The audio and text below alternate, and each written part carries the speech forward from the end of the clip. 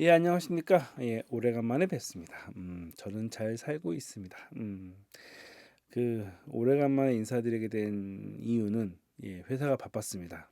두 번째로 제가 이제 하반기에 갑자기 연락이 와서 백석예술대학교에서 방배동에 있는 백석예술대학교에서 거기에서 이제 그 공연예술 경영학과 쪽에서 무대음향 약간 교양 수업을 추강하게 되면서 이게 갑작스럽게 추강을 하게 되다 보니까 그 수업 자료를 갑작스럽게 만들어야 될 상황이 생겼어요. 그래서 그 저번 주에 이제 기말고사 끝났는데 매주 그 강의 준비를 새롭게 하면서 이게 그게 있는 것 같아요. 그 음향을 하는 사람한테 그 가르치는 거랑 거기는 약간 교양 수업이다 보니까 음향을 하는 친구들이 아니라 그냥 공연 관련된 것들을 기획하고 준비하는 친구들이다 보니까 좀 이게 좀 어렵게 가면 그분들이 굉장히 어려워해서 예, 쉽게 하려고 하다 보니까 강의안을 다 매주 새로 만들어야 되는 거예요. 그걸 매주 만들다 보니까 저 나름대로는 힘들었던 것 같아요. 그 약간 좀 마음의 여유 이런 것들이 없다 보니까 거기에도 약간 시간이 좀 부족해서 그 이 강의안 만드는 거 이 강의에 대한 설명안을 만드는 거에 대해 약간 좀 소홀함이 있었습니다. 예, 인정합니다.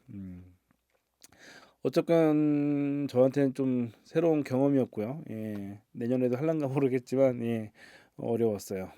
가장 어려웠던 게 항상 저는 이제 음향을 하는 친구들이랑 예, 만나다 보니까 막 좀 타이트하게 약간 이렇게 좀 전문적인 얘기를 많이 해야 되는데 아무것도 모르는 친구들한테 그 단타로 해가지고 뭐 예를 들어서 뭐 단기 하루 뭐 2시간짜리 이런 강의면은 좀 재밌는 것만 모아서 설명하면 되는데 한 학기 동안 하려고 하다 보니까 어 그 느낌이었죠. 그냥 그 뭐랄까 제 고등학교 때 불어 선생님이 약간 그 제2외국어가 불어였는데 그 선생님이 아마 그런 느낌이었을 거예요.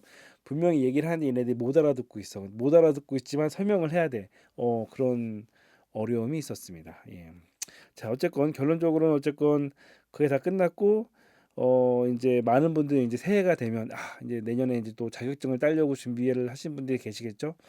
5월 말 정도에 시험이 있으니까 아마 내년 초부터 이제 막 시험 준비를 하실 거예요. 근데 그 의외로 또 제 영상을 보시고 시험 준비를 하신 분들이 계시기 때문에 최대한 또 빨리 영상을 완료를 해야 될 것 같아요. 어찌 됐건 뭐 퀄리티를 떠나서 그 끝까지 어느 정도 그러니까 책에 대한 약간 좀 설명 같은 것들을 드려야지 그분들에게 도움이 되지 않을까 싶어서 예, 예, 이 그 무대명 표준 교재에 대한 설명을 마무리 짓기 위해서 다시 왔습니다. 예, 많은 분들이 기다리고 계시더라고요. 막 그 댓글 남겨주시고 그러는데 예, 죄송했어요. 힘들었어요. 이제 저도 그리고 또 하나가 이제 올해 필기 시험을 본 다음에 그 의외로 예전에는 무대음향 책이 이제 1, 2, 3권이 있어서 그중에 2권 책만 좀 보면 됐었는데 어 올해 시험이 좀 많이 어려웠더라고요. 어려우면서도 책의 약간 깊은 부분까지 담고 있다 보니까 원래는 이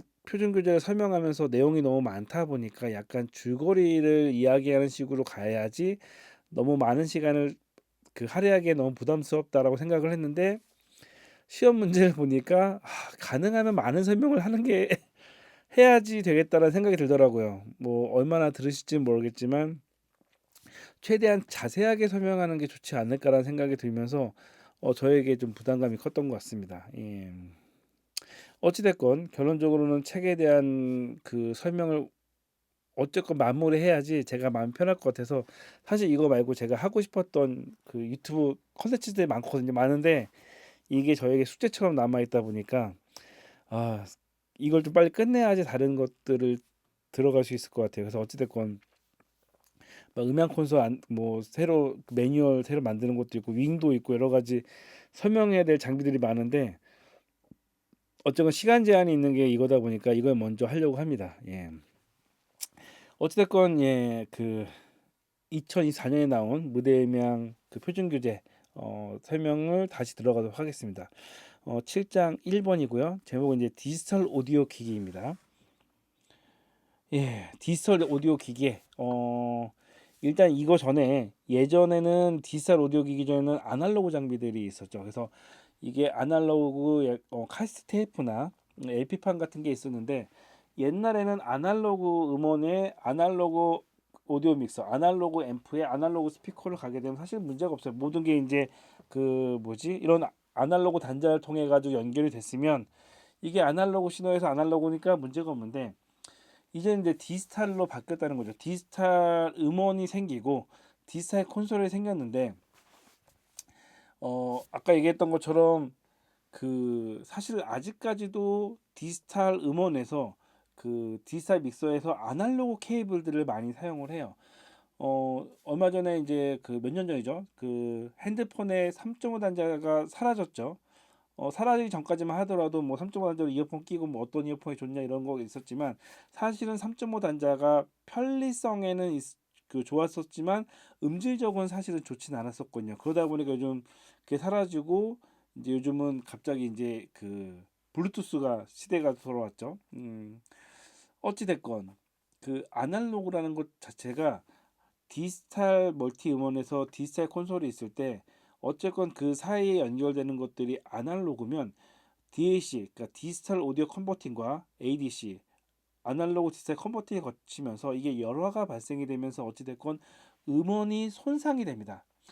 그 아무리 고음질의 디지털 장비라도 어쨌건 아날로그 케이블에 통해서 연결이 되면 예를 들어서 음질이 100이라고 하더라도 80% 정도의 음질 손상이 생겨요. 그러니까 뭐 고음부가 살짝 날아가거나 어디 약간 좀 소리가 왜곡이 되거나 이런 것들이 생기다 보니까 사실 여기서 중요한 것 중에 하나는 그 아날로그 그러니까 디지털 장비가 있다 이게 아니라 그 디지털 장비와 디지털 장비를 어떻게 연결할 건가가 중요한 거예요. 제가 봤을 때는요.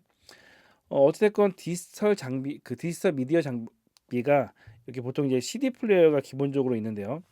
CD 플레이어 지금 만약에 사용하시는 분들도 보통은 저기 오른쪽처럼 XLR에서 밸런스 케이블을 받거나 아니면 RCA를 통해서 믹서로 아날로그로 소리를 받을 겁니다. 사실 그렇게 되면은 큰 문제는 없어요. 뭐 큰 문제 없다는 게 그냥 큰 문제가 없다기보다는 사실 보통 그렇게 하면은 사실은 뭐 열화 이런 것도 신경 안 쓰고 하는 건데 여기에서의 약간 좀 요점은 디지털과 디지털로 했을 때 어떻게 디지털로 전환을 소리를 전송을 하느냐가 약간 주요 포인트 같아요. 그러니까 책에는 자세히는 안 나왔지만 음, 일단 편의성 때문에 저희가 지금도 XLR이나 RCA를 통해 가지고 그냥 단자에 딱 꽂으면은 소리를 내겠다라고 하지만 사실 음향에 있어서 저희가 추구하는 바는 좀 더 좋은 음질이잖아요. 디지털에 있는 소리의 100을 어쨌건 디지털 믹서로 그 문제없이 전송하는 게 가장 중요하겠죠. 예.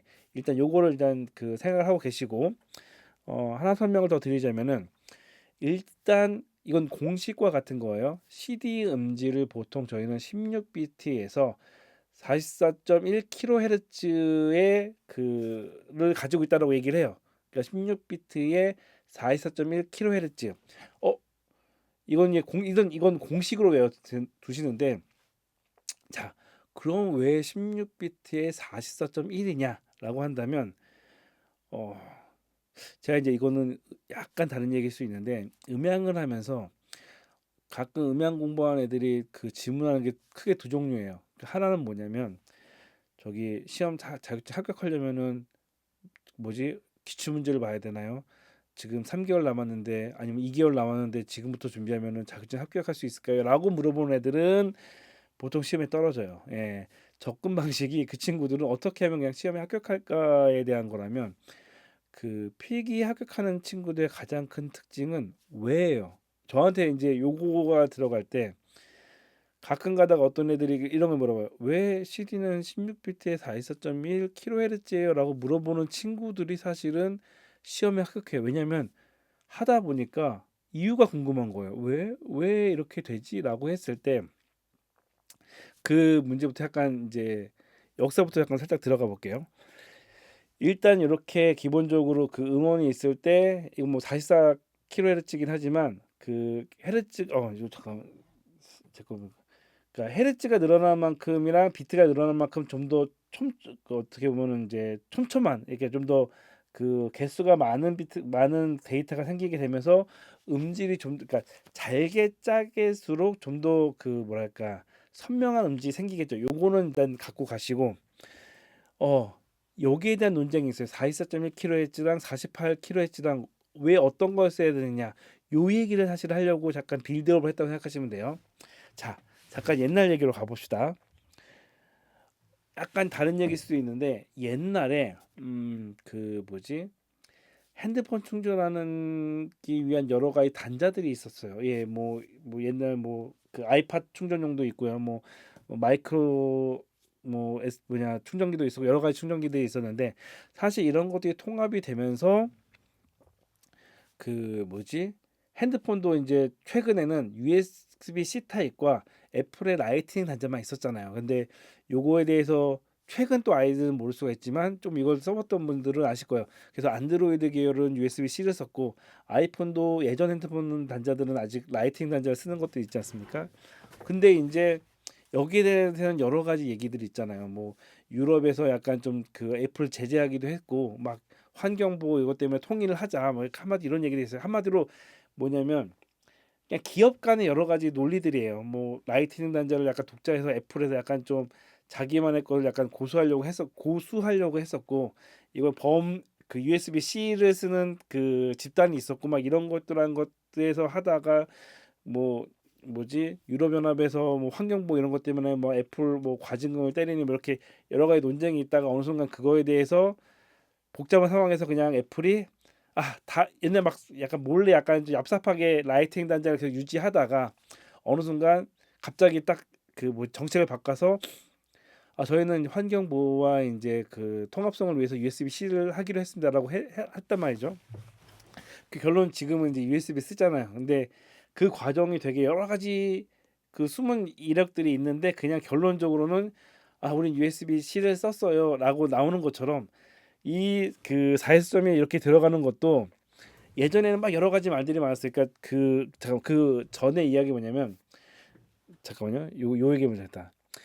그 소니랑 필립스랑 똑같은 것 같아요. 그 소니랑 필립스랑 막 기술 발전을 막 하다가 옛날에 카세트 테이프랑 LP를 발명해가지고 어쨌건 가정용 휴대용 그 음원 재생하는 장치들 파는 거죠. 카세트 테이프나 이런 것들을 소니랑 필립스랑 막 그 공격적으로 팔다가 보니까 이게 아날로그 때는 막 자기 맘대로 만들어도 약간 좀 변형을 해서 만들어도 어쨌건 출력 단자가 그냥 RCA나 그냥 XLR처럼 아날로그 케이블일 때는 서로 호환이 됐어요. 그때는 문제가 없었는데 어느 순간 이제 기술이 발전되면서 얘네들도 컴팩트한 디스크 플레이어를 만들기 시작한 거죠. 그러니까 디지털 신호를 만드는 것들을 하다 보니까 뭐가 문제가 생겼냐면 디지털 신호 같은 경우는 이 장비와 이 장비를 쓸때 예를 들어 CD라고 좀 CD라고 했을 때 CD는 음반사가 만들잖아요. 근데 플레이어는 소니랑 필립스가 만드는 거죠. 근데 어느 방식으로 만드느냐에 따라서 이 CD가 소니에 맞을 수도 있고 필립스에 맞을 수도 있는 거죠.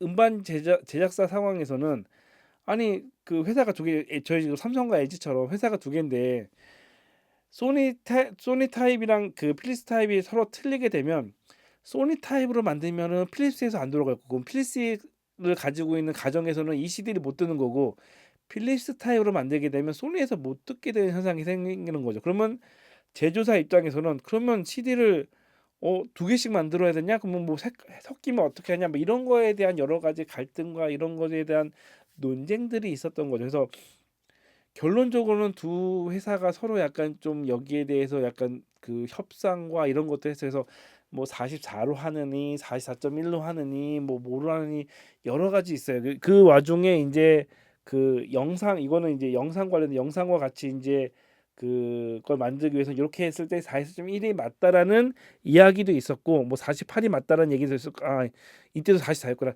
44로 하느니 41로 하느니 이런 여러 가지 이야기들이 있는데 어쨌건 결론적으로 서로 협상해서 만든 게 그냥 44.1이라고 생각하시는 게 편해요.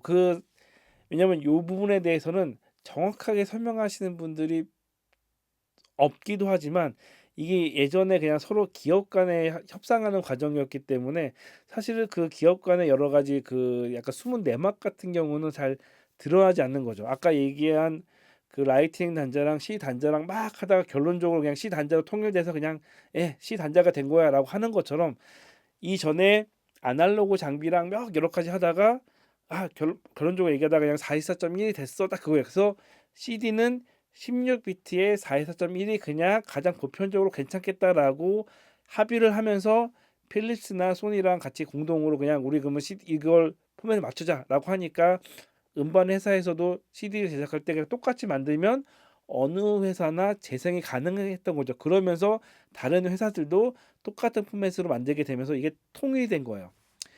사실 이거는 이제 옛날에 그 비디오 테이프도 약간 큰 거랑 좀 작은 게 있거든요. VHS 뭐 여러 가지 두 개가 있는데 그 두 개도 막 서로 싸우는 게 있어요. 이게 아날로그 때는 큰 문제가 없지만 그 디지털이 되면서 여러 가지 그 회사들 간에 자기 거를 먼저 팔기 위해서 하다 보니까 서로 호환이 안 돼서 둘 중에 하나가 살아남기 위해서 막 서로 싸우는 뭐 이런 여러 가지 것들이 지금도 발생되는 것처럼 예전에도 그런 것들이 자주 발생이 됐었습니다. 어찌됐건 결론적으로는 그 CD 디스크는 그런 포맷을 가지고 만들어졌던 거죠. 어, 자, 그럼 요거 얘기했을 때, 아까, 예, 그럼 424.1이랑 48은 뭐냐라고 한다면, 아, 요 얘기 전에 살짝 다른 얘기 좀 더 할게요. 이게 이야기가 약간 좀 여기서 왔다 갔다 하는데 사실 다 관계된 거고, 이따 다시 나중에, 다음 시간에 또 이야기할 수가 있겠지만, 424.1은 왜 들어왔냐면, 제가 그 자료를 잠깐 준비 안 했는데, 그 에일리어싱이라는 게 있어요. 에일리어싱이 뭐냐면 그 아날로그 신호를 디지털로 변환을 할 때 그 주파수 대역을 2배 이상 하지 않으면 에일리어싱이라고 그 정확하게 주파수가 이렇게 그 좌표 같은 거죠. 좌표 같은 거 그릴 때 주파수를 2배 이상의 것으로 이제 하지 않으면 그 에일리어싱이라면서 그러니까 한마디로 아날로그랑 디지털 변환하는데 약간 에러가 난다라고 생각하시면 될 것 같아요. 그래서 그 에러를 에일리어싱이라고 하는데 그래서 아날로그에서 그 디지털로 변환을 할 때는 2배 이상의 그 헤르츠로 그 만드시라는 게 나이퀴스트 이론이거든요. 에일리어싱이랑 나이퀴스트는 굉장히 중요합니다. 예, 다시 나중에 기회가 있으면 설명할게요. 어쨌건 그렇게 되는데 그러면 424.1이 뭐냐라고 하면은 저희의 보통 가청 주파수가 20에서 2만 헤르츠지 않습니까? 2만 헤르츠가 20kHz잖아요. 그쵸? 그거 2배인 거죠. 20에서 2만 헤르츠면 40인데요라고 할 수 있는데 여기서 약간 좀 또 다른 얘기가 뭐냐면 사람의 가청 주파수가 20에서 2만으로 알고 계신 분들이 있는데 이건 보편적인 거고요. 제가 그 여러 가지 체크를 하다 보니까 어 간혹 20헤르 20 그러니까 20kHz 이상을 듣는 분들이 가끔 계세요. 예. 제가 저희 측정 프로그램 가지고 가끔 할 때 그분이 물론 잘못 들었는지 들었는지 헷갈리긴 하지만 어쨌건 저희가 20kHz 이상을 했을 때 그거를 알아듣는 분들이 가끔 그러니까 한마디로 사람이 가끔 가다가 그 몽골인들은 막 시력이 5.0 막 이렇게 된다고 하잖아요. 그런 것처럼 음향에서도 약간 민감한 분들은 20kHz 이상도 듣는 거죠. 그러다 보니까 사람이 20kHz 이상도 듣는구나. 그렇기 때문에 그냥 우리 넉넉하게 뭐지 22kHz 정도까지 생각을 하자. 사람은 20뭐 약간 좀 특별한 사람은 22kHz도 들을 수가 있어. 그래서 넉넉하게 22kHz에서 2배해서 424.1로 가자라고 만든 게 어쨌건 그거여서 어쨌건 그래서 요 초초의 기준은 사람의 가청 주파수의 2배라고 생각하시면 돼요. 2배인데 아까 얘기했던 것처럼 영상이랑 같이 하다 보니까 뭐 여러 가지 그 뭐지 그 공배수 개념 비슷하게 해가지고 44.1이 적정하겠다라고 해서 CD를 424.1로 만들어 가지고 70년대에서 80년대 열심히 잘 팔았어요. 잘 팔았는데 이제 기술이 발전되다 보니까 424.1 이상 더 세밀하게 자르면 음질이 더 좋아지지 않을까라는 생각을 하게 된 거죠. 그런데 문제는 하다 보니까 44.1의 2배는 88.2, 그 2배는 하면서 뒤에 점 1이 계속 남네라는 생각이 든 거죠. 그러면은 나중에 계산하기 좀 복잡한데라는 약간 그 시점이 되면서 기술도 예전에 CD 플레이어 처음 만들 때보다 기술이 발전되다 보니까 48kg로 하더라도 큰 문제가 없더라. 예. 그래서 새롭게 우리 그럼 44.1은 뒤에 점 1이 남다 보니까 약간 우순이 남는 것처럼 좀 복잡하니까 좀 고음질의 약간 영상 장비를 그러니까 그 DVD죠. 그러니까 DVD급을 나오면서 DVD는 48kHz로 만들기 시작하는 거예요. 근데 그러다 보니까 CD는 44.1인데 영상이 들어가는 고품질 오디오는 48이 돼 버렸어요. 그러면서 제가 얘기했잖아요. 통일성 없으면 이렇게 망한다는 게 두 개의 음질에 대한 헤르츠가 달라지기 시작하는 거죠. 자, 근데 문제는 뭐냐면 이 두 개 연결을 할 때 아까 얘기했던 것처럼 아날로그로 하면은 문제가 없는데 이 장비와 이 장비를 디지털로 연결했을 때 두 개의 톱니바퀴 같은 거, 이게 사실 이게 톱니바퀴 같은 건데 이 톱니바퀴가 안 맞게 되면서 소리가 튀는 현상이 생기기 시작합니다.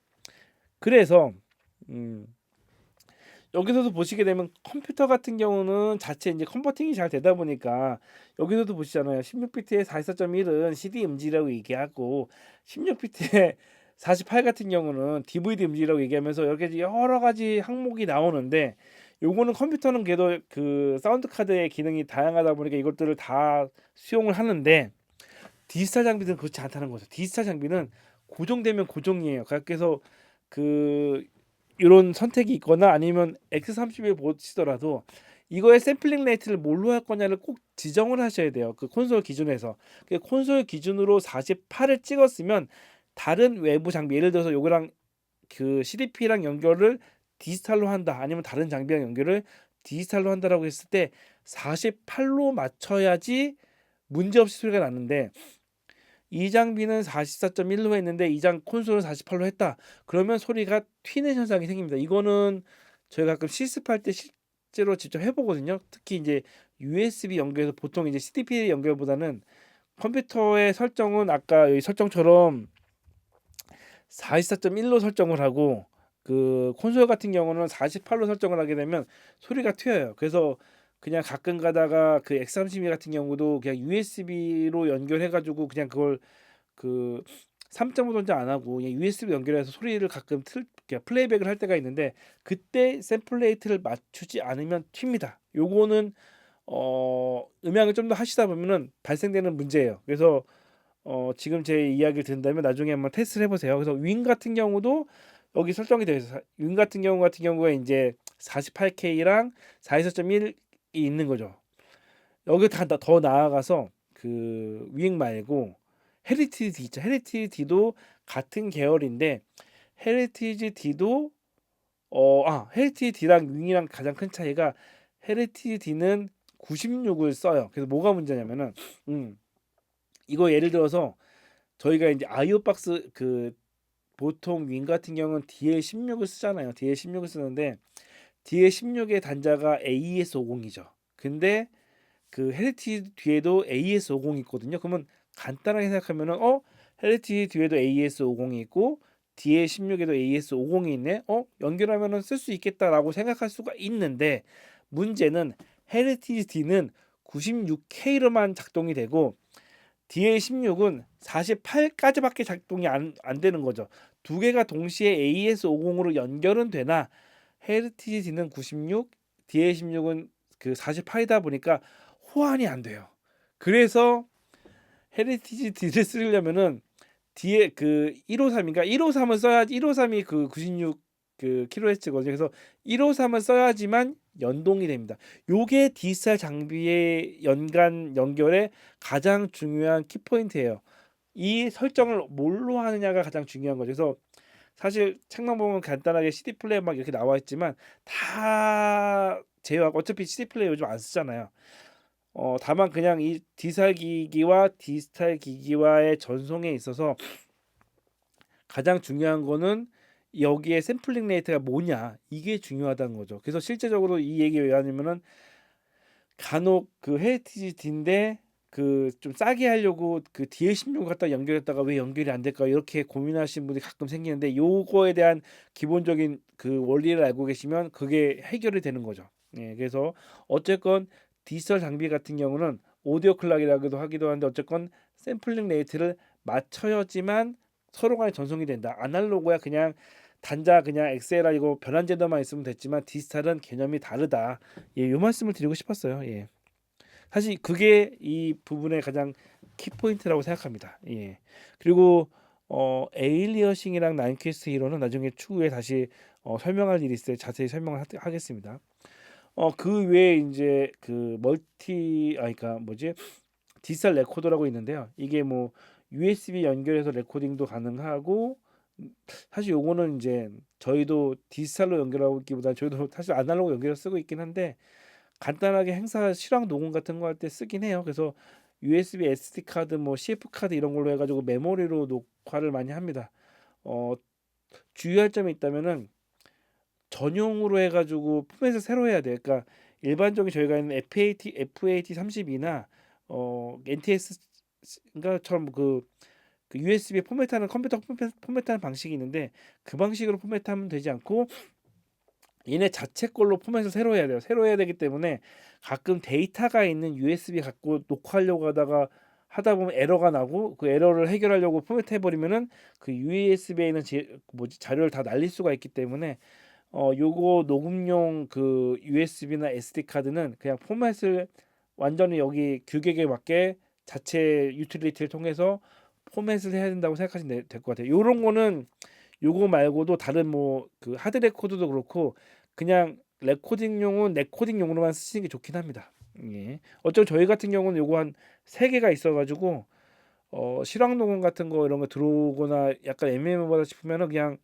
이 몇 시간도 그 MP3로 설정하게 되면 뭐 8시간 10시간도 녹음이 되기 때문에 그냥 행사 시작할 때 그냥 그 뭐냐 행사 리허설 할 때부터 그냥 하나 그 상시 녹화로 해가지고 녹음으로 해가지고 상시 녹음으로 녹음을 눌러놔요. 그러면 나중에 뭐 문제가 생기거나 하더라도 그냥 그거 편집하면 되기 때문에 저 같은 경우는 그냥 예비용으로 좀 많이 씁니다. 예. 요게 있고 DAT라는 약간 장비가 있어요. 이거는 이게 카세트 테이프처럼 보이지만 이건 디지털 그 레코딩 그 디지털 오디오 그 트랙이라고 해가지고 여기 있네요. 디지털 오디오 테이프에 디지털 오디오 테이프라고 해가지고 디지털 장비입니다. 그래서 이렇게 생긴 기계를 통해 가지고 녹음도 할 수 있고 재생도 할 수가 있긴 한데, 음질은 깨끗해요. 음질은 깨끗하지만 약간 부피가 크고 이런 것들까지는 주로 잘 안 쓰다 보니까 전문가나 공연장에서는 옛날에 많이 썼는데 요즘은 사실은 거의 쓰고 있지 않습니다. 저희도 요즘은 쓰고 있지 않고